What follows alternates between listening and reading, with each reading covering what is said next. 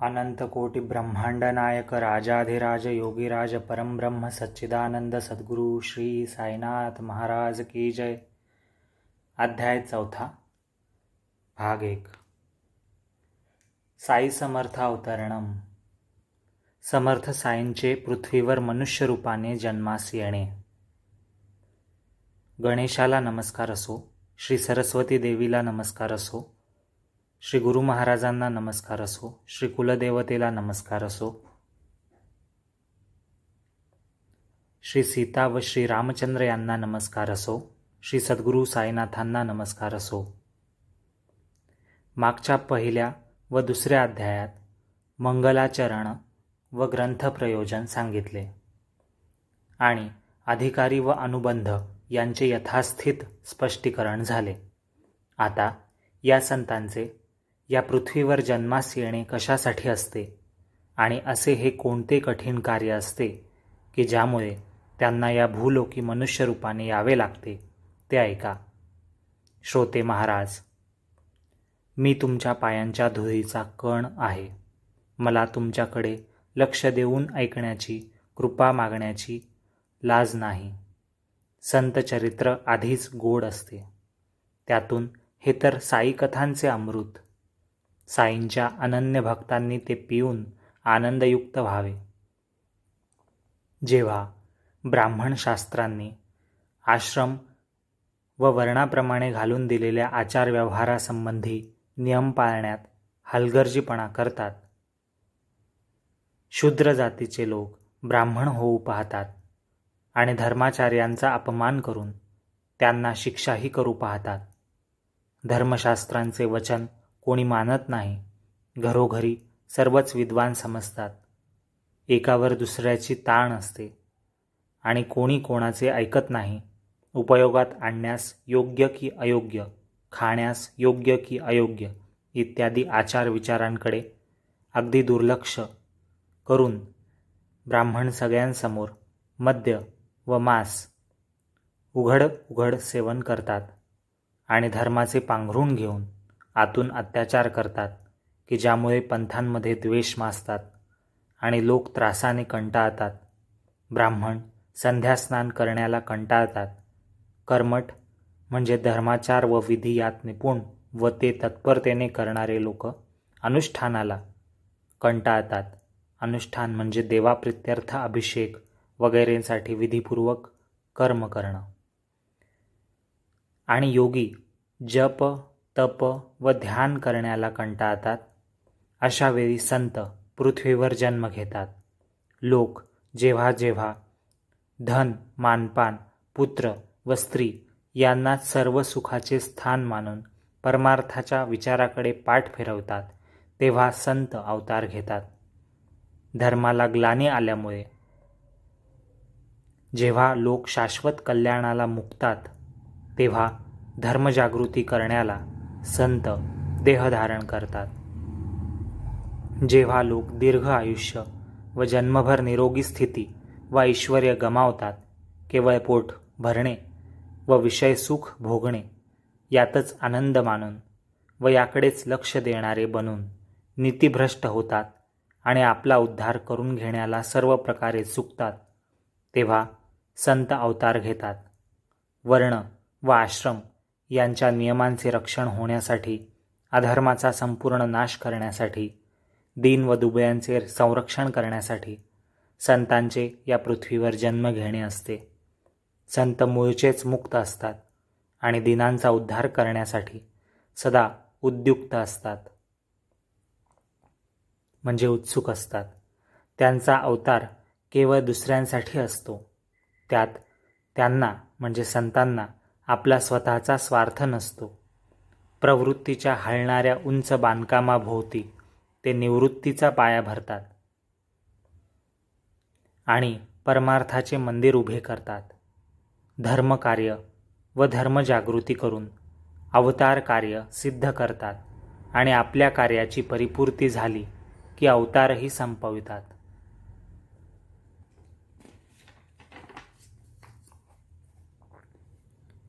प्रत्यगात्मा म्हणजे जीवात्मा किंवा अंतरात्मा हाच सर्व जगाला आनंद देणारा परमेश्वर आहे व जो परेश्वर तोच कल्याण करणारा आणि सुख देणारा गुरु आहे.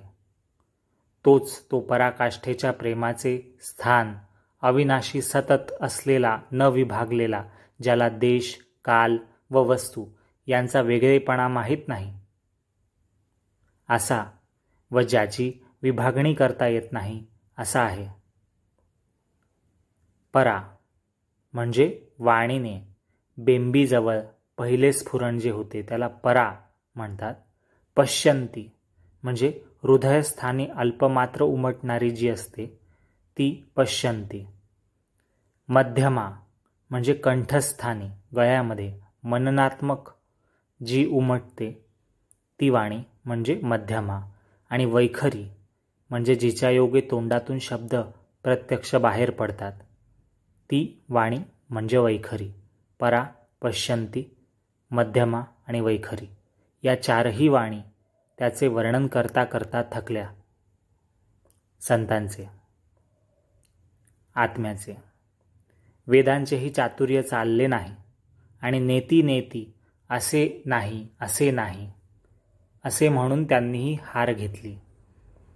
म्हणजे वेदांचं चातुर्य तिथे काही कामाला आलं नाही. ते वर्णन करू शकले नाहीत की परमेश्वर काय आहे, परमात्मा काय आहे. हे नाही, ते नाही, तो परमात्मा असं ते म्हणाले. पण तरीही ते स्पष्टपणे करून सांगू शकले नाही की परमात्मा काय आहे. म्हणून असं लिहिलंय की वेदांचेही चातुर्य जिथे चालले नाही. नेती म्हणजे असे नाही, असे म्हणजे आत्मा नाही, तसे म्हणजे आत्मा नाही असं ज्यांनी म्हणलं असे ते वेद, त्यांनी सुद्धा परमात्म्याचं वर्णन करताना, परमेश्वराचं वर्णन करताना हार मानली.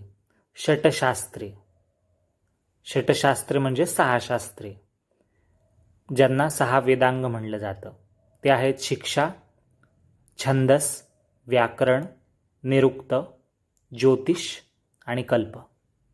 ज्योतिषशास्त्र आपल्याला माहिती असतं, व्याकरणशास्त्र एक असतं, निरुक्त शास्त्र असतं, कल्पशास्त्र असतं, छंदस शास्त्र असतं आणि शिक्षाशास्त्र. यांना वेदांग किंवा 6 शास्त्र म्हटलं जातं. तर असे 6 शास्त्र, षटशास्त्रे आणि षटदर्शने म्हणजे 6 दर्शने, म्हणजे ज्यातून फिलॉसॉफी सांगितली जाते, तत्वज्ञान, त्यांना म्हणतात दर्शन.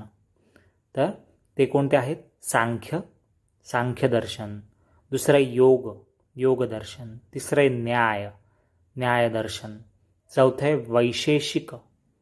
वैशेषिक दर्शन, 5वं आहे मीमांसा दर्शन आणि 6वं आहे वेदांत दर्शन. तर असे 6 शास्त्र, शिक्षा, छंदस, व्याकरण, निरुक्त, ज्योतिष, कल्प, हे 6 शास्त्र आणि षटदर्शन म्हणजे सांख्य, योग, न्याय, वैशेषिक, मीमांसा आणि वेदांत, ही षटदर्शने आणि षटशास्त्रे लाजली म्हणजे ते वर्णन करू शकण्यास असमर्थ ठरले. पुराणे म्हणजे सृष्टीची उत्पत्ती, देव, वीरपुरुष इत्यादींविषयींच्या गोष्टी ज्यात वर्णन केलेले आहे असे संस्कृत भाषेतील काव्यात्मक म्हणजे काव्यमय संस्कृत श्लोकांमध्ये कवितेच्या रूपात 18 पवित्र ग्रंथ जे आहेत ते 18 पुराणं आणि कीर्तने म्हणजे जे कीर्तनं केली जातात किंवा माहिती सांगितली जाते आतापर्यंत वेगवेगळ्या जाणकारांनी, तत्त्वज्ञांनी जी प्रवचन कीर्तनं केली आहे वर्णन करताना परमेश्वराची, तर ती कीर्तने सुद्धा आणि पुराणे सुद्धा, षटदर्शने आणि षटशास्त्रे सुद्धा थकली आणि शेवटी शरीराने, वाणीने आणि मनाने फक्त नमस्कार करण्याचे साधन शिल्लक राहिले.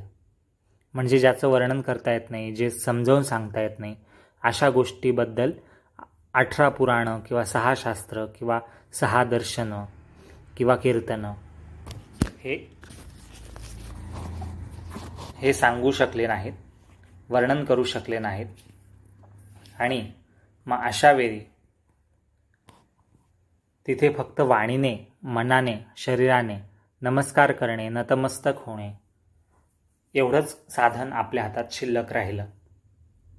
अशा अत्यंत आश्चर्यकारक लीला असलेल्या संत साईचे चरित्र व त्याच्या पवित्र कथा ऐकून आपले कान पावन करून घेऊया.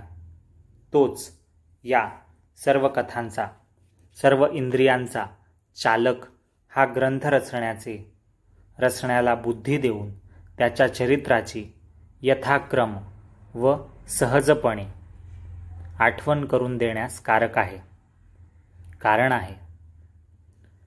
तो सर्वांचा अंतर्यामी, आत बाहेर सर्व ठिकाणी व्यापून असणारा आहे.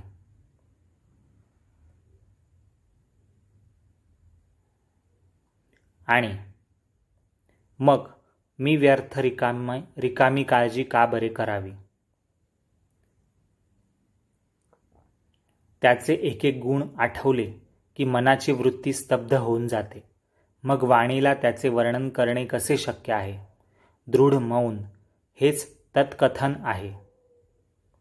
नाकाने फुलाचा वास घ्यावा, स्पर्शेंद्रियाने थंडी व उष्णतेचा स्पर्श घ्यावा, डोळ्यांनी सौंदर्य सुख घ्यावे आणि आपणच आपल्याला सुख व्हावे, म्हणजे सुख मानून घ्यावे, सुख द्यावे.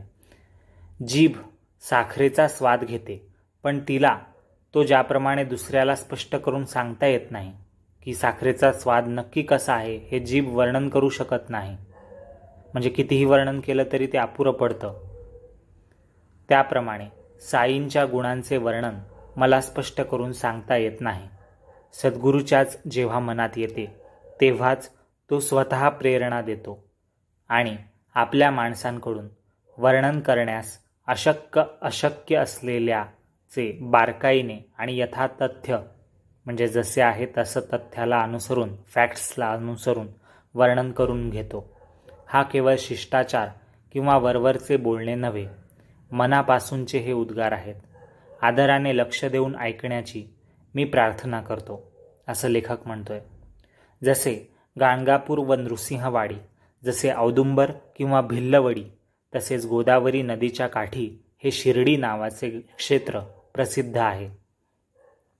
गोदावरीचा पवित्र किनारा, गोदावरीचे पवित्र जल, गोदावरीचा थंड वारा हे सर्व संसारातील अंधाराचा नाश करणारे आहे.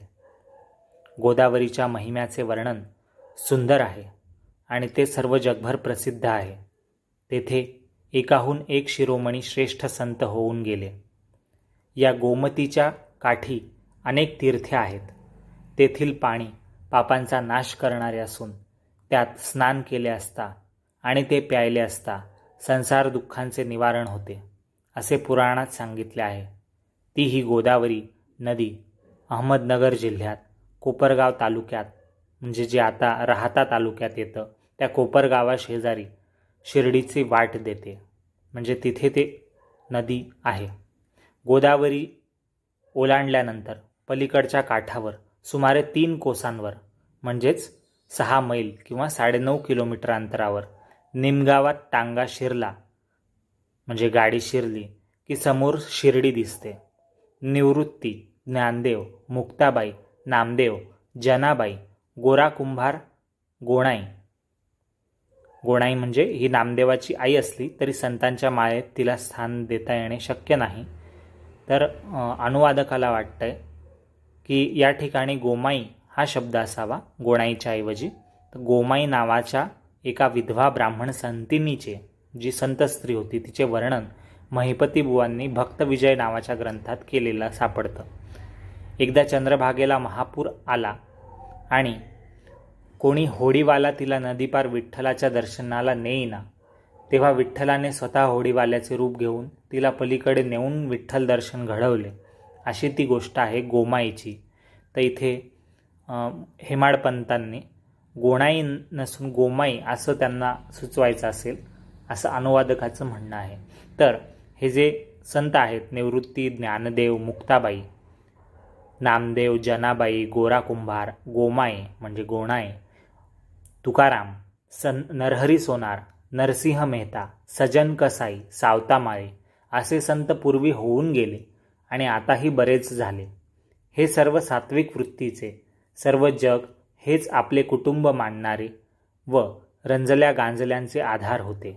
म्हणजे गरिबांचे आवाज दुःख ऐकणारे होते, त्यांना समजून घेणारे होते, त्यांना मदत करणारे होते. श्रेष्ठ संत रामदास गोदाकाठ सोडून जगाच्या उद्धारासाठी कृष्णाकाठी प्रगट झाले. तसेच हे योगेश्वर साई शिर्डीची महान पुण्याई की जगाच्या उद्धारासाठी गोदावरीच्या जवळ अवतरले.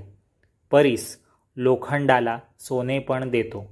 म्हणजे परिसामुळे लोखंडाला सोनं बनता येतं. त्या परिसाची उपमा संतांना देतात.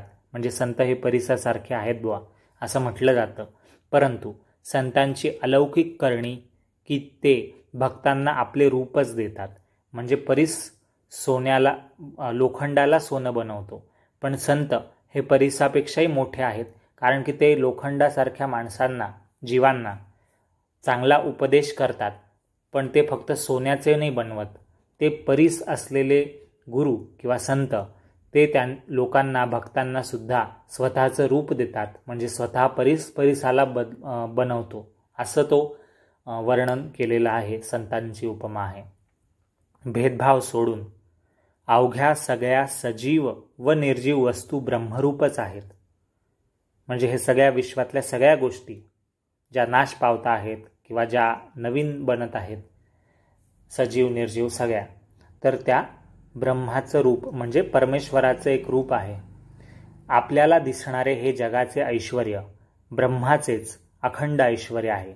ब्रह्म म्हणजे ब्रह्मदेव नाही, ब्रह्माचेच म्हणजे परब्रह्माचे, ईश्वराचे. अशा प्रकारे संपूर्ण विश्व म्हणजे मीच मी आहे असे जेव्हा यथार्थ ज्ञान होईल तेव्हा मग त्या सुखाची गोडी काय सांगावी. अतिशय चांगला अनुभव येईल. असे मी पण प्राप्त झाले की बुवा हे सगळं मीच आहे, माझ्यापेक्षा हे काही वेगळं नाही आहे, मी स्वार्थी असू शकत नाही. दया करुणा हा माझा भाव असतो, कारण की हे सगळं मीच आहे. ज्यांना काही दुःख होईल, वेदना होतील किंवा आनंद होईल ते सगळं मला अनुभवता येईल इतका मी त्यांच्याशी जोडला गेलेलो असेल. कारण की मी त्यांचाच भाग आहे, ते माझेच भाग आहेत. जे काही सजीव निर्जीव सृष्टी आहे ते सगळं काही परब्रह्माचंच रूप आहे. असं जेव्हा ज्ञान प्राप्त होईल तेव्हा तो अनुभव खूप चांगला राहील. आणि असे मी पण प्राप्त झाले म्हणजे तेवढी समज प्राप्त झाली आणि आपल्या स्वतःशिवाय माहीत असलेले दुसरे काहीच नसले की मग वैर कोणाशी करावे आणि भ्यावे तरी कोणाला. तिथे भीती उरत नाही, तिथे बदला घेण्याची वृत्ती, राग द्वेष काही उरत नाही, काही मिळवण्याची वेगळी इच्छा उरत नाही, काही सोडून जाण्याची भीती उरत नाही, कशाचं दुःख होत नाही, वेदना होत नाही. का? कारण की सगळं आपणच असतो तिथे. कारण सगळ्या गोष्टी आपल्याच आहेत आणि आपणच सगळ्या गोष्टींमधला भाग आहोत. त्यामुळे वैर करून परक्याशी वैर करायला कोणी उरतच नाही. सगळं काही स्वतःचाच आहे, ईश्वराचाच भाग आहे, असं ते ज्ञान आहे. मंगळवेढी जसे संत दामाजी पंत, सज्जनगडी जसे समर्थ रामदास स्वामी व वाडीत जसे नृसिंह सरस्वती, नृसिंहवाडीमध्ये, तसेच शिर्डीमध्ये हे साईनाथ. सिद्धीस नेण्यास कठीण व पार करण्यास कठीण असा संसार याने जिंकला आहे. याने म्हणजे साईबाबांनी. शांती यांचे भूषण आहे. ज्ञानाचा हा मूर्तिमंत भांडार आहे. म्हणजे साईबाबांच्या जवळ प्रचंड ब्रह्मज्ञान आहे. वैष्णवांचे हे माहेरघर आहे. वैष्णवचा अर्थ इथे भक्तांचे किंवा जे ईश्वरावर परमशक्तीला मानतात, समजतात, अनुभवतात, तर अशा लोकांवर, तर त्यांचे हे माहेरघर आहे. उदारांचा उदार असा हा परमार्थकरणाचा अवतार व सारांचे सार असा हा साई आहे. अशाश्वत वस्तूंमध्ये ज्याला आसक्ती नाही. अशाश्वत म्हणजे ज्या नष्ट होणाऱ्या आहेत. या पृथ्वीवर सगळ्या सजीव किंवा निर्जीव गोष्टी कधी ना कधी नष्ट होतात. तर अशा सगळ्याच गोष्टींमध्ये म्हणजे सगळ्या सृष्टीमध्येच कोणत्याच वस्तूंमध्ये ज्याला आसक्ती नाही, आत्मस्वरूपात रंगलेली ज्याची वृत्ती आहे, म्हणजे जो स्वतःच्या स्वरूपात आनंद स्थितीतच रममाण असतो, त्याला बाहेरून कोणी दुःख किंवा आनंद देत नाही, राग आणू शकत नाही. तर अशी ज्याची आत्मस्वरूपात रंगलेली ज्याची वृत्ती आहे आणि परमप्राप्ती साध्य करण्याकडेच ज्याचे लक्ष आहे, त्याची स्थिती काय वर्णावी, म्हणजे असा व्यक्ती, असा जीव, असा साईनाथ किंवा असा कोणीही व्यक्ती, त्याचं वर्णन कसं काय करता येईल असं लेखक म्हणतोय. हेमाडपंत लिहित आहेत. इहलोकातील म्हणजे या पृथ्वी तलावर, इहलोक म्हणजे इथला लोक म्हणजे ही पृथ्वी किंवा हे संसार. तर इहलोकातील भरभराट किंवा ऱ्हास म्हणजे इथे काही चांगलं हो किंवा काही नाश हो याविषयी त्याला पर्वा नाही, चिंता नाही. आणि परलोकातील म्हणजे स्वर्ग किंवा वैकुंठ, गोलोक, काही वरचं या सृष्टीपेक्षा दुसऱ्या दुनियेत, तर त्या परलोकातील सुखाचा उल्हास किंवा उपहास म्हणजे निंदा नाही. म्हणजे काहीही फरक पडत नाही, इथे काय होतंय, बाहेर काय होतंय, दुसऱ्या सृष्टीत जगात काय होईल याची चिंता, अपेक्षा असं काहीही नाही. त्याचे अंतरंग म्हणजे साईबाबांचे अंतरंग म्हणजे मनातली अवस्था आरशासारखे निर्मळ आहे. आणि वाणी म्हणजे त्यांचं बोलणं किंवा त्यांचा उपदेश किंवा त्यांचे विचार हे सदा अमृताचा वर्षाव करीत असते. राजा, रंक, दरिद्री व दीन म्हणजे गरीब किंवा जो दुःखी कष्टी आहे असा, हे सर्व त्याच्या दृष्टीला एकसारखे असतात. स्वतःचा मान किंवा अपमान त्याला म्हणजे साईबाबांना ठाऊक नाही. तो म्हणजे साईबाबा स्वतःच सर्व प्राण्यांमध्ये व्यापून राहिलेला परमेश्वर आहे. कोणाशी बोलत चालत असतो म्हणजे साईबाबा कोणाशी बोलत असोत, चालत असोत कोणासोबत, मुरळ्यांचे नाच चाळे पाहत असोत, गज्जल किंवा गाणे ऐकताना डोलत राहोत, तरी त्याच्या समाधीचा म्हणजे साईबाबांच्या समाधीचा किंचितही भंग होत नाही. म्हणजे ते सगळे लीला करतात, सगळ्यांमध्ये रमतात, पण तरीही ते अलिप्त आहेत. ते त्यांच्या विचारांच्या अशा अवस्थेत आहेत की तिथून त्यांना कोणी दुःखी, आनंदी, कष्टी किंवा क्रोधी करू शकत नाही. ते त्यांच्या अवस्थेत असतात.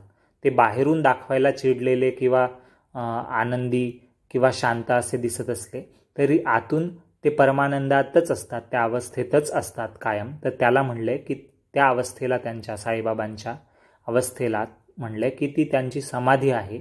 जिवंतपणी किंवा नंतरही ती त्या समाधी म्हणजे ती अवस्था, बौद्धिक, मानसिक, शारीरिक अवस्था की तिच्यात काही भंग होत नाही, ती काही संपत नाही, ते तिथेच रममाण होतात. अल्लाह म्हणजे ईश्वराचे नामस्मरण ही यांची ओळखण्याची खूण आहे. सर्व जग जागे असताना याला झोप येते. इथे एकेरी उल्लेख आहे, पण याचा अर्थ असा नाही आहे की इथे काही कमी लेखलं जातं. इथे साईबाबांना आपलेपणाने की आमच्या घराचा सदस्य आहे आणि एका व्यक्तीचं वर्णन केलं जातं इथे सध्या. त्याच्या दैवी गुणांचं वर्णन केलं जातं आहे, पण एक व्यक्ती म्हणून केलं जातं आहे. त्यामुळे इथे एकेरी उल्लेख येतो आहे.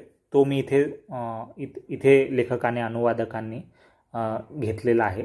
इथे साईबाबांना पूर्ण आदरयुक्तनेच, आदरार्थीच बोललं गेलेलं आहे, पण इथे एकेरी असल्यामुळे याचा अर्थ असा नाही आहे की त्यात काही अपमान आहे.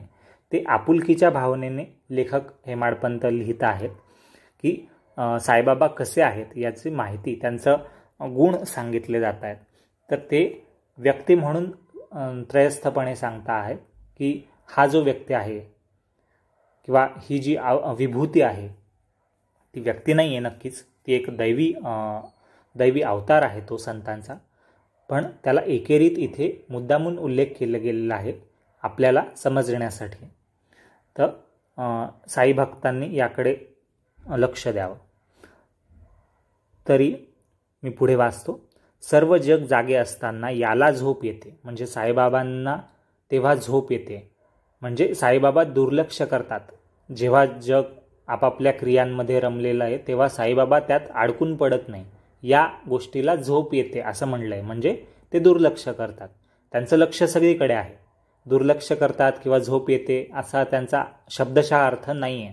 इथे त्यांचा अर्थ आहे की ते यात अडकून पडत नाही सांसारिक घटनांमध्ये, क्रियांमध्ये, कारण की ते याचा भाग नाही आहे. ते भाग आहेत असं दाखवतात, पण ते यापेक्षा उच्च स्तरावरचे योगी आहेत. तर लेखक लिहित आहे, हेमाडपंत लिहित आहेत की सर्व जग जागे असताना याला झोप येते आणि जगाला झोप लागते तेव्हा हा जागत असतो. जगाला झोप लागते याचा अर्थ जगाला काही चांगलं वाईट आपलं कळत नाही, जग कन्फ्युजनमध्ये असतं, गोंधळलेल्या मनस्थितीत असतं. जगातले लोक, जीव नीट वागत नाही, त्यांना धर्म काय आहे, कर्म काय आहे काही समजत नाही. तेव्हा त्यांना दिशा दाखवण्यासाठी जो उपदेश देण्याचं काम करतं किंवा लीला रचवल्या जात आहेत त्या साईंकडून किंवा संतांकडून, तर त्यांना म्हटलं, त्या लीलांच्या क्रियेला किंवा त्या उपदेशाला म्हटलं आहे की साईबाबा लक्ष देत आहेत, म्हणजेच साईबाबा जागत आहेत, ते झोपलेले नाही आहेत. इथे शब्दशः काही झोपेचा अर्थ नाही आहे. इथे त्यांच्या वृत्तीचा, त्यांच्या विचारसरणीचा उल्लेख सांगितलेला आहे, त्यांच्या गुणांचं इथे वर्णन आहे. पुढे हेमाडपंत लिहितात की त्यांचे अंतःकरण समुद्रासारखे शांत असते, त्यांचा निश्चित आश्रम कळत नाही. आश्रम कळत नाही याचा अर्थ 4 आश्रम असतात.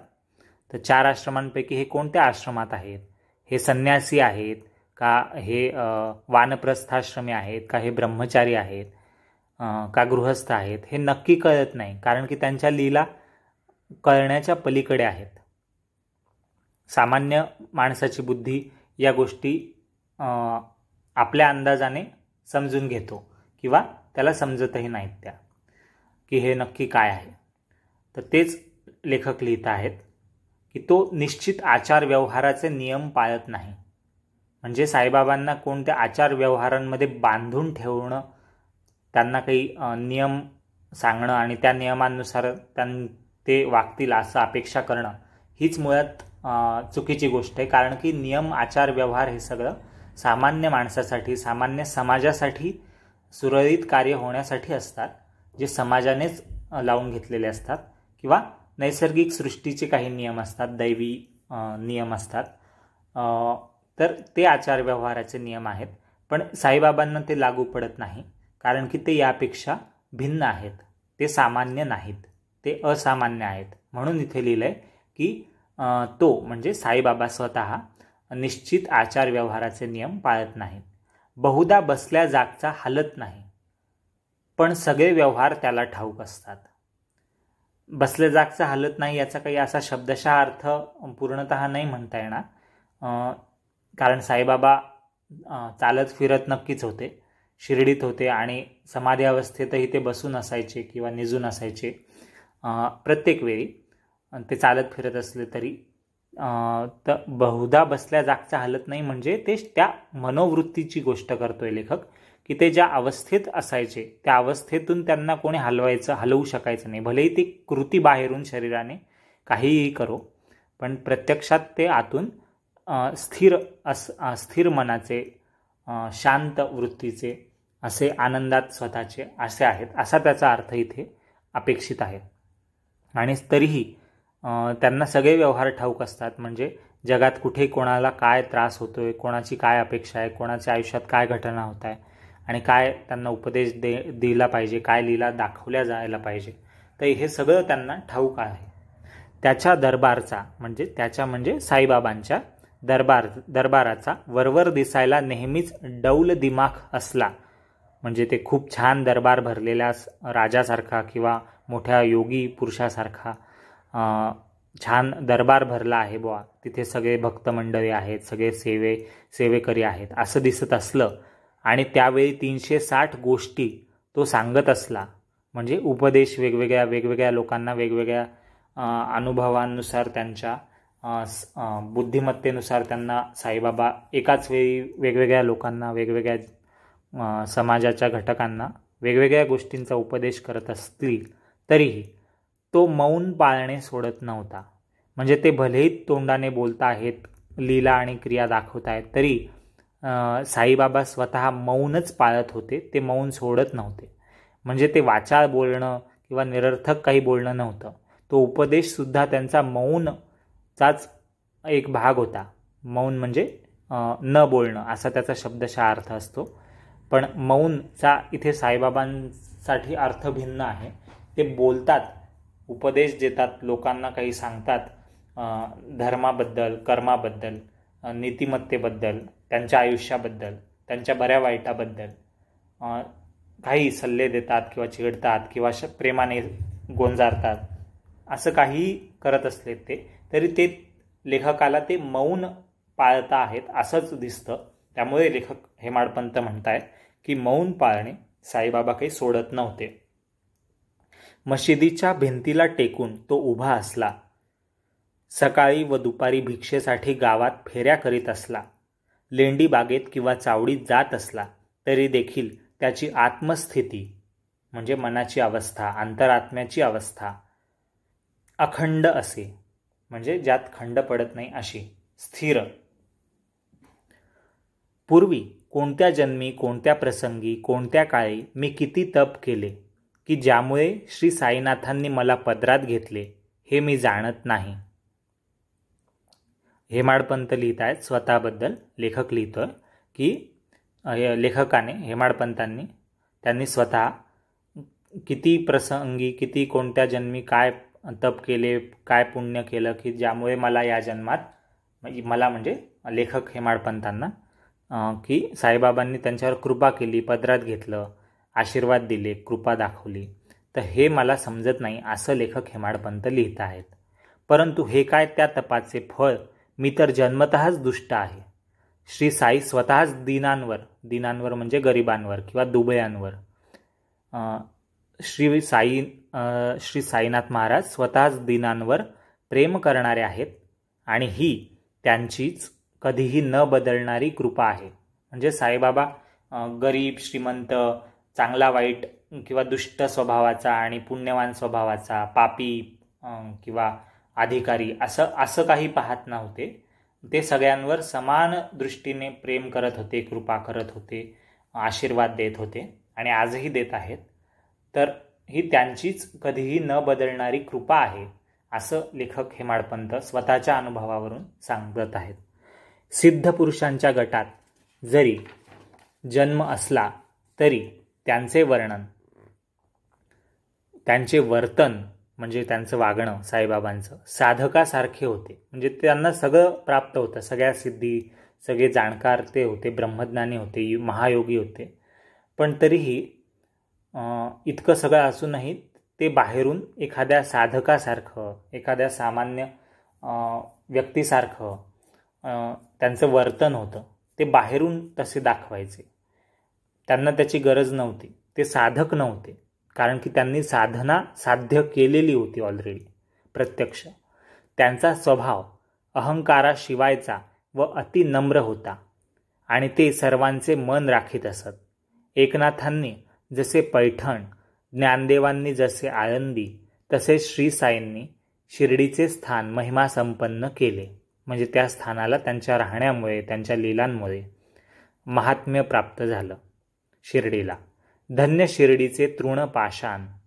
तृणपाषाण म्हणजे तिथलं गवतसुद्धा भाग्यवान आहे, दगडसुद्धा भाग्यवान आहेत, माती भाग्यवान आहे, सगळं काही तिथे धन्य आहे. कारण की तिथे की ज्यांना दररोज प्रयत्न केल्याशिवाय बाबांचे चरणचुंबन घडले, म्हणजे बाबांचे पाय तिथे स्पर्श झाले, तिथल्या दगडांना, गवताला, मातीला, रस्त्यांना, जागांना, आणि बाबांच्या पायांची धूळ मस्तकावर धारण केली गेली. शिर्डीच आम्हाला पंढरपूर, शिर्डीच जगन्नाथपुरी व द्वारकानगर म्हणजे द्वारकानगरी कृष्णाची, शिर्डीच गया, शिर्डीच विश्वेश्वराची काशी व शिर्डीच रामेश्वरम सुद्धा, शिर्डीच आम्हाला बद्रीनाथ, केदारनाथ, शिर्डीच आम्हाला नाशिक त्र्यंबकेश्वर, शिर्डीच महाकाळेश्वराचे उज्जैन व शिर्डीच महाबळेश्वराचे गोकर्ण क्षेत्र. म्हणजे सगळ्या तीर्थांचं जे महात्म्य आहे त्याच्यापेक्षा शिर्डी काही वेगळं किंवा कमी नाही आहे. शिर्डीची सुद्धा तीच योग्यता आहे, कारण की तिथे साईबाबांचा अवतार झाला असं लेखक इथे सांगत आहेत. शिर्डीतला साईंचा समागम म्हणजे त्यांचं भेटणं, त्यांच्यासोबत राहता येणं, त्यांना पाहता येणं, हे जे भेट संबंध भक्तांचे जुळले साईंचे शिर्डीमध्ये, शिर्डीत त्याला म्हटलंय समागम. शिर्डीतला साईंचा समागम हाच आम्हाला आगम निगम म्हणजे वेद व धर्मशास्त्र, म्हणजे आमच्यासाठी भक्तांसाठी साईंचा सहवास, भेट, संबंध, त्यांची अनुभूती हेच आमच्यासाठी वेद आहेत, धर्मशास्त्र आहेत, की ज्यामुळे संसारातील सगळे व्यवहार कमी होत जाऊन परमार्थाचा मार्ग सुलभ होतो. समर्थ साईंचे जे दर्शन तेच आम्हाला योग साधन. व त्यांच्याशी केलेले संभाषण म्हणजेच आमच्या पापांचे क्षालन, म्हणजे आमचे पाप कमी कसे होतील तर त्यांच्याशी आम्ही बोलतोच, त्यांचं ऐकतो, हेच आमच्यासाठी आमचं पाप नष्ट होण्याचं योग्य मार्ग आहे. त्यांचे चरणसंवाहन म्हणजे त्यांच्या पायांना नमस्कार करणं, पायांची पूजा करणं, आदरयुक्त भावनेने त्यांच्या चरणांकडे नतमस्तक भावनेने अहंकार त्यागून त्यांना शरण जाणं, याला म्हणलंय चरणसंवाहन. चरणसंवाहनचा दुसरा अर्थ चरणांची पूजा करणे किंवा नमस्कार करणे हाही आहे, पण प्रत्यक्ष चरणसंवाहन या शब्दाचा अर्थ आहे की चरणांकडे लक्ष केंद्रित करून तिकडे त्यांची सेवा करण्यात स्वतःला वाहवून घेऊन, स्वतःचा अहंकार त्यांच्या चरणांवर समर्पित करून आपण त्यांचे शिष्य आहोत, आपण त्यांचे मूल आहोत, आपण त्यांचे भक्त आहोत आणि ते आपले गुरु आहेत, ते आपल्यासाठी ईश्वर आहेत, असं जे भावना मनात येते त्याला म्हणले चरणसंवाहन. तर त्यांचे चरण संवाहन हेच आम्हाला त्रिवेणीचे स्नान आहे.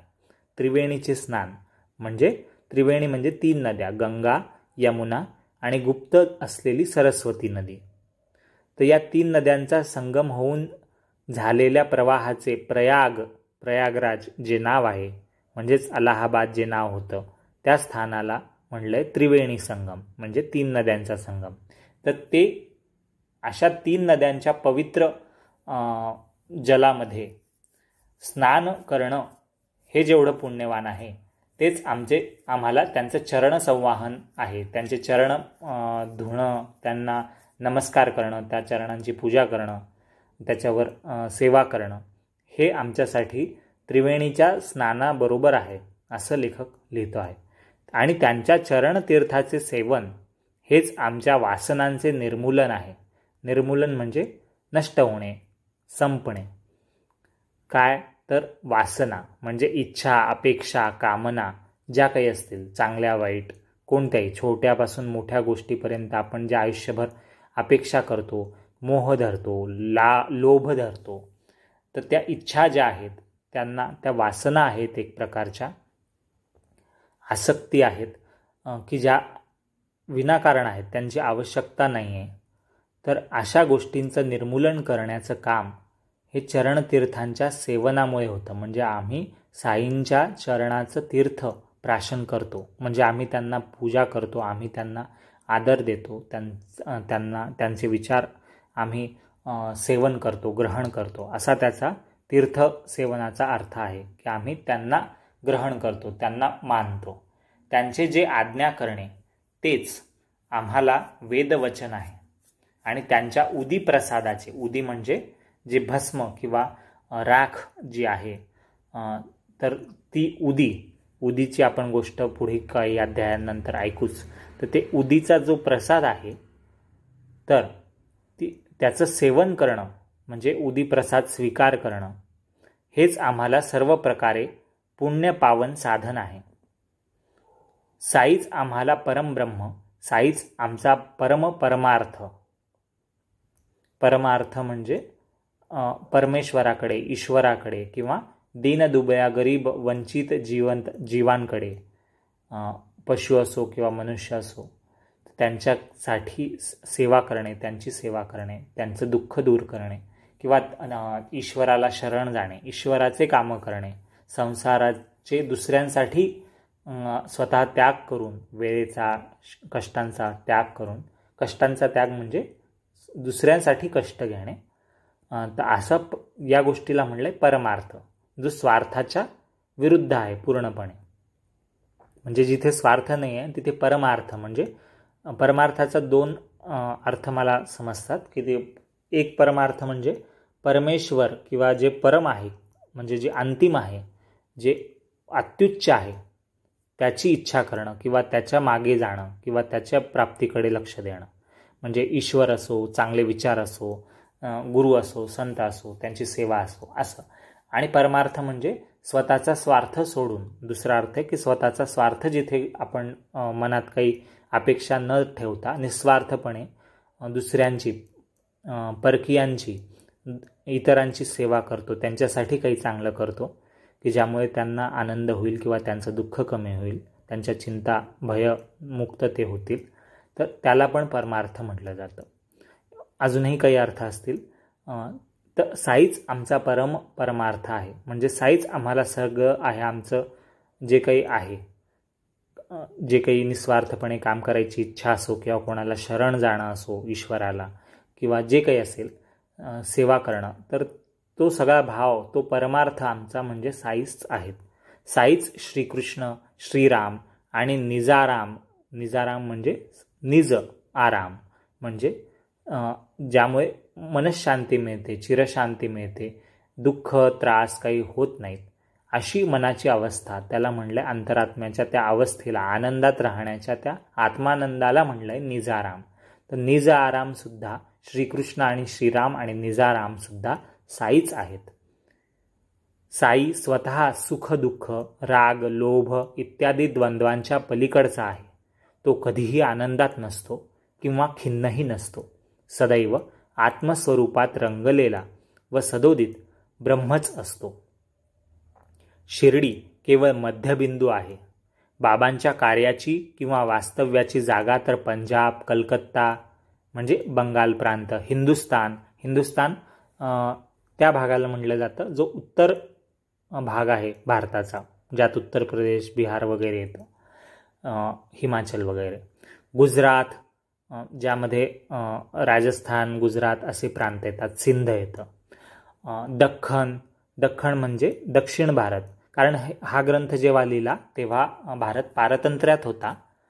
तर त्यावेळेसच्या संस्था आणि प्रदेशांच्या, भूप्रदेशांच्या महत् ओळखीनुसार इथे ते शब्द आले आहेत. ते शब्द आज राज्यांना लागू काही प्रमाणात होतात, काही प्रमाणात इतर राज्यांचाही उल्लेख याच नावांमध्ये येतो. म्हणजे हिंदुस्तान म्हणल्यावर उत्तर प्रदेशही येईल आणि त्याच्या आजूबाजूचे उत्तराखंड, हिमाचल प्रदेश, दिल्ली असे सगळे राज्यसुद्धा यात अधिभूत आहेत. गुजरात म्हणल्यावर त्यात सिंध, राजस्थान अशा गोष्टी अपेक्षित आहेत. दख्खन म्हणजे दक्षिण भारत,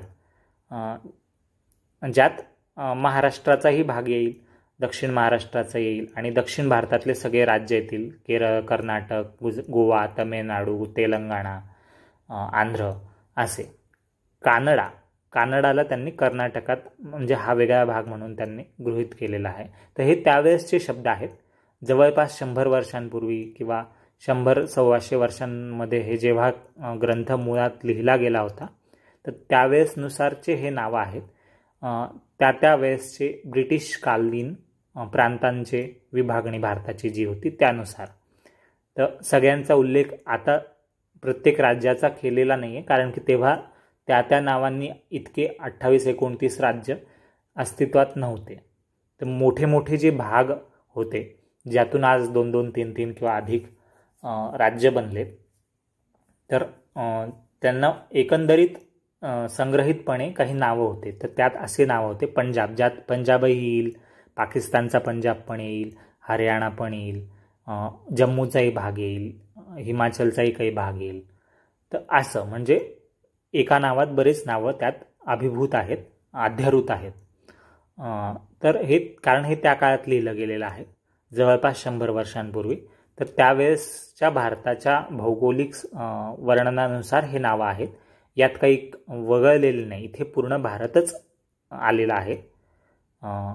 तर शिर्डी केवळ मध्यबिंदू आहे. लेखक हेमाडपंत लिहित आहे की बाबांच्या कार्याची आणि वास्तव्याची जागा पंजाब, कलकत्ता, हिंदुस्तान म्हणजे उत्तरी भारत, गुजरात म्हणजे पश्चिमी भारत, दख्खन म्हणजे दक्षिणी भारत, कानडा म्हणजे कर्नाटक वगैरे सर्व ठिकाणे आहे.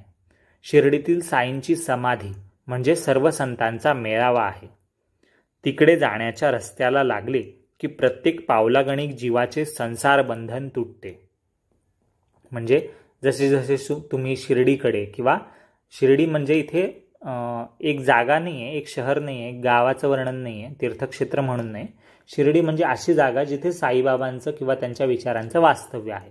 मग ते तुमच्या घरात असो किंवा तुमच्या गावात, तुम्ही कुठेही राहत असाल जगतभरात, तर तिथे काही मंदिर किंवा स्थान असेल जे साईबाबांचं असेल किंवा कोणत्याही महान अशा संतांचं, ईश्वराचं स्थान असेल, तर त्याला शिर्डी म्हटलं गेलेलं आहे.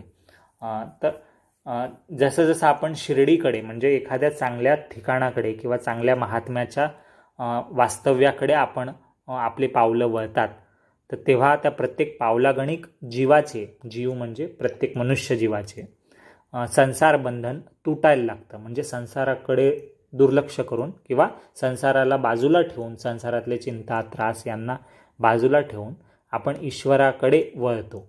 म्हणून संसाराचं बंधन, जे पाश आहेत, जे आपल्याला मागे खेचतात, अडकवून ठेवतात, ते कमी होत जातात किंवा वितळायला लागतात, तुटतात, असा इथे अर्थ आहे. नुसते रूढी म्हणून समाधीचे दर्शन घेतले तरी जन्माला आल्याचे सार्थक होते. म्हणजे फक्त एक रूढ, एक परंपरा, एक रिवाज, बाकीचे लोक दर्शनाला येतात आपणही जाऊ बुवा, असं म्हणून जरी कोणी दर्शन घेतलं तरी जन्माला आल्याचं सार्थक होतं. भलेही तुमच्या मनात काही तुम्हाला माहिती नाही, काही त्याबद्दल भाव नाही आहेत शिर्डीबद्दल किंवा साईबाबांबद्दल, तर अशा व्यक्तीला सुद्धा त्याच्या आयुष्याचं सार्थक नक्की होतं. चांगले परिणाम त्याच्या आयुष्यात नक्कीच दिसतात, कारण साईबाबांची कृपा होते, असं लेखक हेमाडपंत लिहित आहेत. मग ज्यांनी बाबांची सेवा करण्यात आयुष्य खर्च केले त्यांचे भाग्य मी काय वर्णावे. मशिदीवर व वाड्यावर सुंदर निशाणांच्या, निशाण म्हणजे पताका, झेंडे, ध्वज, निशाणांच्या रांगा म्हणजे वेगवेगळे ध्वज आकाशात उंच फडकतात आणि जणू काय भक्तांना हातांनी बोलावतात. म्हणजे जे झेंडे फडकत आहेत शिर्डीमध्ये, वाड्यांवर, मंदिरावर, मशिदीवर, समाधीवर, तर ते झेंडे बोलवत आहेत जणू काही, की भक्तांना सांगतायत की इकडे या, बाबांचा आशीर्वाद घ्या, असं खुणावत आहे. असं वर्णन लेखक करतायत. बाबांचा महंत म्हणून नावलौकिक झाला आणि गावोगावी त्यांचे महत्त्व पसरले. कोणी त्यांना खऱ्या श्रद्धेने नवस करतात, तर कोणी लोक त्यांच्या नुसत्या दर्शनाने संतुष्ट होतात.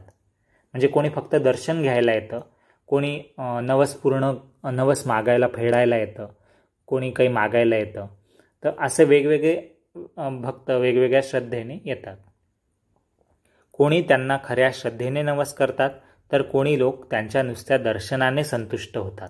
कोणाच्या मनातील विचार कसेही असोत, बुद्धीही निष्पाप असो किंवा लबाडीची असो, म्हणजे स्वार्थी वृत्तीने जरी आला कोणी किंवा निष्पाप मासूम बनून जरी कोणी आला, काही मनात हेवे दावे स्वार्थ न ठेवता जरी कोणी आला आणि स्वार्थी वृत्तीने जरी काहीतरी इच्छेने, अपेक्षेने किंवा फसवण्यासाठी जरी आला, खोटा दाखवण्यासाठी जरी कोणी आला शिर्डीत, तरी दर्शन घेतल्याबरोबर त्यांचे चित्त शांत होते, त्या भक्तांचे किंवा त्या लोकांचे, आणि लोक मनात आश्चर्यचकित होतात.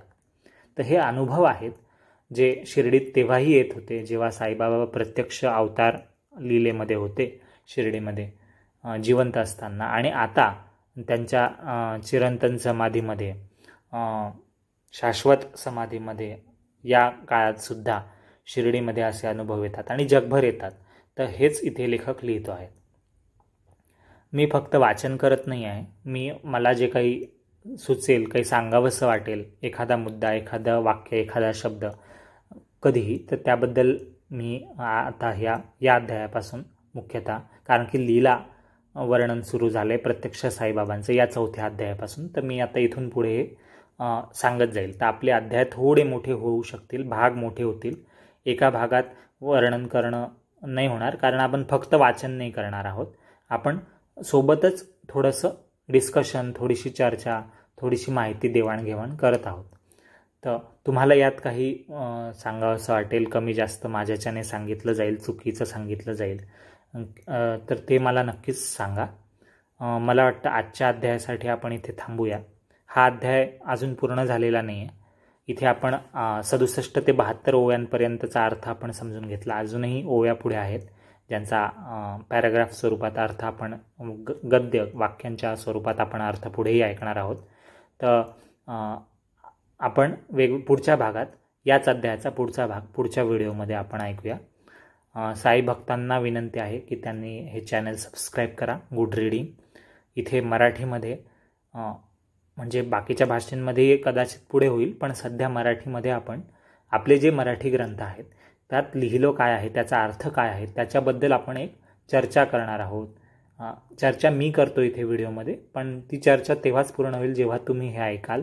तुम्हाला जे काही वाटेल ऐकून, तुम्हाला काही सांगावंसं वाटेल, विचारावंसं वाटेल, सुचवावंसं वाटेल, तर ते तुम्ही नक्कीच शेअर करा खाली कमेंट्समध्ये. आणि मग त्यातूनच आपलं हे चर्चा मंथन पुढे चालेल समुद्रमंथनासारखं, आणि आपल्या हातात एक चांगल्या विचारांचं फळ येईल. संतांनी किंवा वेगवेगळ्या पुराणात ईश्वराच्या लीलांनी, कथांनी जे काही चांगले उपदेश, लीला आपल्यासाठी सांगून ठेवले आहेत ते आपल्याला समजतील. तर इथून पुढचा अध्याय म्हणजे हाच अध्याय, चौथा अध्याय जो आहे तो अजून पुष्कळ बाकी आहे. तर एकापेक्षा जास्त भाग होणार आहे, एकापेक्षा जास्त व्हिडिओ एका अध्यायाचे होणार आहे. आपण पारायणासाठी हे वाचत नाही आहोत, कारण की पारायणासाठी पोथ्या आणि पारायणाचे व्हिडिओ तुम्हाला ऑडिओ व्हिडिओ यूट्यूबवर नक्कीच मिळतील, इतरही काही वेबसाईट्सवर मिळतील, ॲप्समध्ये मिळतील, पण ते पारायण असेल. आपण इथे चर्चा करत आहोत, समजून घेत आहोत की नक्की पोथीमध्ये काय लिहिलं आहे, त्या ओव्या किंवा ते अभंग किंवा ते श्लोक वेगवेगळ्या काळात वेगवेगळ्या पोथ्यांमध्ये नक्की काय अर्थ आहे ते आपण आपल्या भाषेमध्ये समजून घेण्याचा प्रयत्न करतो आहोत. ज्या पोथ्यांचे असे गद्य अर्थ उपलब्ध आहेत प्रत्यक्षपणे लिखितमध्ये, त्यांचं भाषांतर झालेलं आहे मूळ पोथीचं आजच्या मराठी बोली भाषेत किंवा प्रमाण भाषेत, तर तेही आपण वाचून समजून घेण्याचा प्रयत्न करू. आणि असेही काही ग्रंथ असतील की ज्यांचा आपल्याला फक्त ओवीबद्धच उपलब्ध असतील, काही ग्रंथ किंवा काही पोथ्या किंवा काही पुस्तकं, तर त्याचा आपल्याला अर्थ मनाने समजून घ्यावा लागेल, अनुभवाने विचारपूर्वक समजून घ्यावा लागेल. तर तो मी तसा सांगेन. आणि माझं कुठेही काही चुकत असेल किंवा अपुरं होत असेल एखादा मुद्दा, तर तुम्ही नक्कीच खाली कमेंट्समध्ये निसंकोचपणे शेअर करा, सगळ्यांना सांगा, लिहा, कळवा. मी नक्कीच तुमच्या कमेंट्स वाचेन. आणि हे चॅनल यासाठी वाढणं गरजेचं आहे की मराठीमध्ये मला पुष्कळ चॅनल्स दिसलेत की जे आहेत यूट्यूबवर लोकांसाठी, ज्यात आध्यात्मिक ग्रंथांबद्दल पारायणं होत आहेत, त्यांची माहिती सांगितली जाते. पण मला वाटतं की मी अजूनही काही जास्त गोष्टी चांगल्या माझ्या अनुभवाने सांगू शकतो. मी काही जाणकार नाही आहे, खूप मोठा जाणकार किंवा खूप पिढ्यानपिढ्या काही अभ्यास चालू आहे असा काही त्यातला तज्ज्ञ नाही आहे ग्रंथांचा. फक्त मला वाटतं की आपण चर्चा करायला एक चॅनल उपलब्ध करणं गरजेचं आहे, ज्यात प्रत्येकजण काहीतरी ऐकून वाचून समजून घेण्याचा प्रयत्न करेल. आपल्या भाषेतले ग्रंथ, आपल्या भाषेत ज्या अध्यात्मात चर्चा झालेल्या आहेत, वेगवेगळ्या संतांनी माहिती लिहिलेली आहे, आपल्यासाठी लिहिलेली आहे, ती आपण समजून घेणं आजच्या पिढीने आणि येणाऱ्या पिढीसाठी ही जास्त आवश्यकता आहे. यासाठीच गुड रीडिंग हे चॅनल बनलेलं आहे. मराठीमध्येच चॅनलचं नाव इंग्लिश असलं तर याचा अर्थ असा नाही आहे की यात काही जगावेगळं सांगितलं जातं आहे.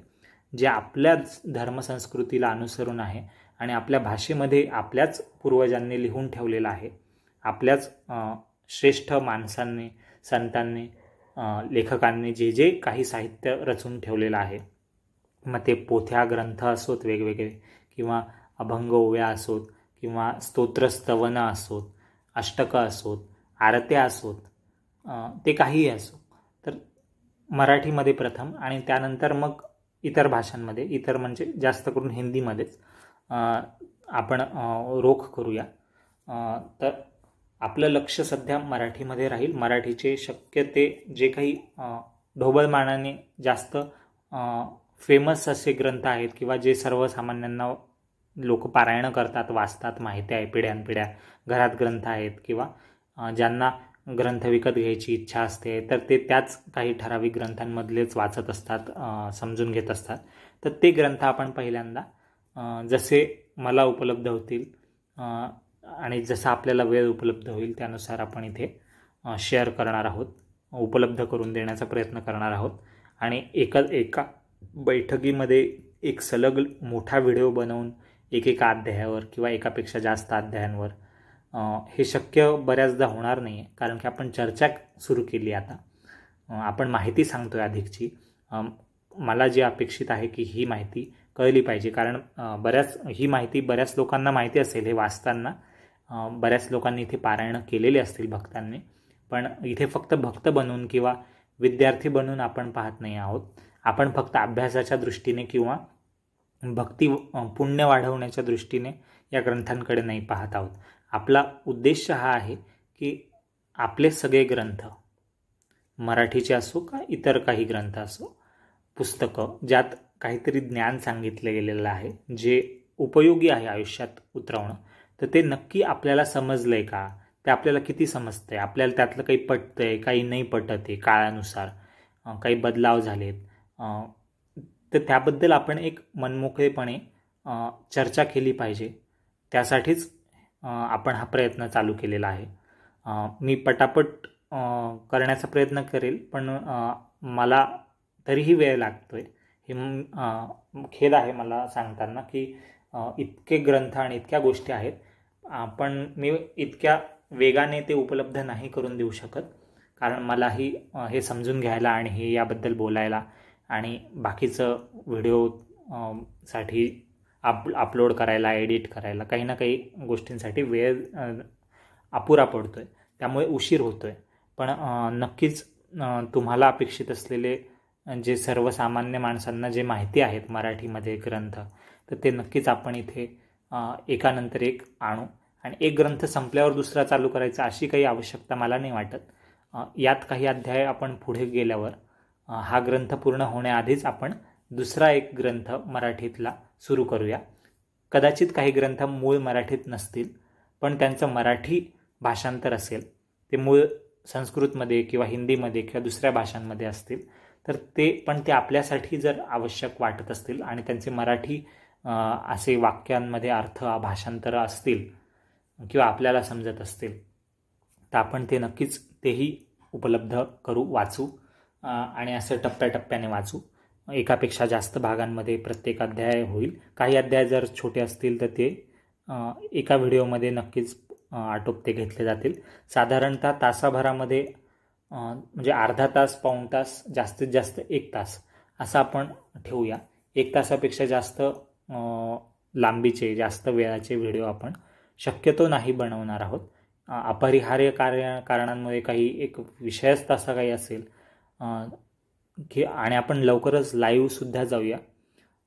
माझ्या इथे काही तांत्रिक गोष्टींची अडचण आहे, ती पूर्ण झाल्यावर आणि आपलं समुदाय वाचकांचा किंवा श्रोत्यांचा, व्हिडिओ पाहणाऱ्यांचा समुदाय बनायला सुरुवात झाली की आपण नक्कीच चर्चासुद्धा करू लाईव्ह. आणि यापेक्षा इतरही काही विषय आहे आध्यात्मिक विषयांच्या व्यतिरिक्तही, तर त्यासाठीही काही चॅनल्स लवकरच सुरू केले जाणार आहेत, जे गरजेचे आहेत मराठी लोकांसाठी किंवा एकंदर हिंदी भाषिकांसाठी सुद्धा, जे हिंदीतूनही असतील, काही मराठीतूनही असतील, कदाचित काही इंग्लिशमधून असतील. तर हळूहळू टप्प्याटप्प्याने आपण त्या दिशेने प्रयत्न करूया. आध्यात्मिक पुस्तकांसाठी, त्यांच्या वाचनासाठी, समजण्यासाठी हे गुड रीडिंग चॅनल आपण नक्कीच सबस्क्राईब करा. म्हणजे आपल्याला नोटिफिकेशन्स, जर आपण बेल आयकॉन दाबलं, क्लिक केलं, तर तुम्हाला नोटिफिकेशन्स येत राहतील, सूचना मिळत राहतील की कोणत्या वेळी, कोणत्या दिवशी काय. कधीकधी शॉर्ट व्हिडिओ असतील आणि एकापेक्षा जास्त ग्रंथ एकाच वेळेस नक्कीच इथे उपलब्ध असतील. असं नाही की एक ग्रंथ होईपर्यंत दुसऱ्याला आपण सुरुवात नाही करणार, असं काही नाही. म्हणजे कोणते ना कोणते 2-3 असे ग्रंथ किंवा छोटे ग्रंथ, पोथ्या, काही ना काही समांतर पॅरलली चालू असतील एकाच वेळी. आपण काही वेळ ठरवत नाही आहोत की दिवसाचे याच वेळी येईल, कारण की हे अजूनही फार स्पष्ट नाही आहे की कधी कोणता ग्रंथ सुरू करायचा आणि किती मोठा आहे तो, याचा असं इतकं काही विस्तृत मी अभ्यास प्लॅनिंग वगैरे केलेलं नसल्या कारणाने मी हे आत्ता नाही सांगू शकत की दिवसाच्या यावेळी किंवा या दिवशी या वेळी इतकं वाचता, हा ग्रंथाचा हा भाग येईल, असं मी नाही सांगू शकत. पण प्रयत्न राहील की रोज काहीतरी उपलब्ध होईल किंवा निदान 1-2 दिवसाआड तरी नक्कीच काहीतरी उपलब्ध करण्याचा माझा प्रयत्न असेल. काही तांत्रिक अडचणी आहेत, पण त्या लवकरच सुटतील अशी अपेक्षा आहेत, जेणेकरून अधिकाधिक ग्रंथ आणि अधिकाधिक विचार तुमच्यापर्यंत मी उपलब्ध करून देऊ शकेल. सपोर्ट करा मला. तुमचे अभिप्राय, तुम्हाला काय आवडलं आहे, नाही आवडलं आहे, तुम्ही लाईक्स डिसलाईक्स नक्की करा, कमेंट्स लिहा. कारण त्यातूनच मला समजेल की मला किती अजून कोणत्या दिशेने काम करणं गरजेचं आहे, वाचकांना काय ऐकायचं आहे, श्रोत्यांना काय पाहायचं आहे, तर रसिकांची काय अपेक्षा आहे. तर सबस्क्रायबर्सच्या माहितीवर त्यांच्या सांगण्यानुसार पण आपण ग्रंथ निवडू शकू की त्यांना काय हवं आहे. भेटूया पुढच्या भागात. 4था अध्याय श्री साई सच्चरित्राचा आपण पुढच्या भागात सुरू ठेवू पुढे. तोपर्यंत आपण इथेच थांबू. अनंत कोटी ब्रह्मांड नायक राजाधिराज योगीराज परमब्रह्म सच्चिदानंद सद्गुरू श्री साईनाथ महाराज की जय. धन्यवाद.